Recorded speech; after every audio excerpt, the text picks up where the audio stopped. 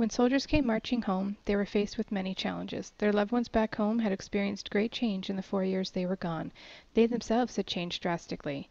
One of the first challenges was getting all of our soldiers home. The demobilization of soldiers was a huge task. There were about 300,000 soldiers and dependents that needed to cross an ocean to get home. Only 50,000 could cross per month to our two major ports in St. John's and Halifax. Halifax was rebuilding from a massive explosion that occurred in December 1917. Once they reached the port in Canada, only 25,000 per month could be moved by rail. That was only half of the soldiers that were showing up monthly. These issues posed major problems. How can you keep soldiers still happy in Europe when the war is over? They tried to plan leisure and physical activities. They provided them with education to prepare them for returning home. When they returned home, they were faced with many issues. It was a difficult transition for many soldiers who had experienced the horrors of war. Many soldiers returned disabled and are suffering from shell shock. There were no pensions for veterans, no medical services, and limited jobs.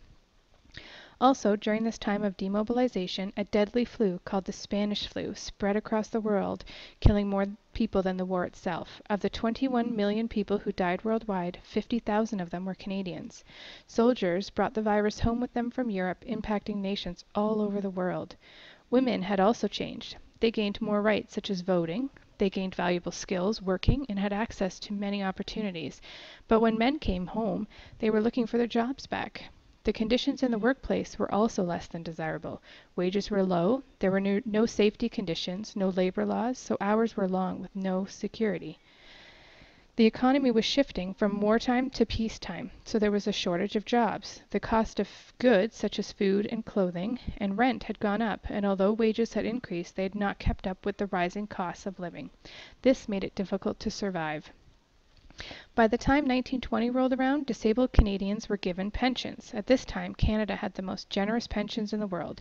Soldiers were given land, education, and job opportunities to get them back to work, but the expectation was that soldiers would be productive. All soldiers sacrificed equally, however, not all soldiers were given equal opportunity. Aboriginals received less support and assistance than any other veterans. Soldiers returning home saw how factory owners prospered while they sacrificed.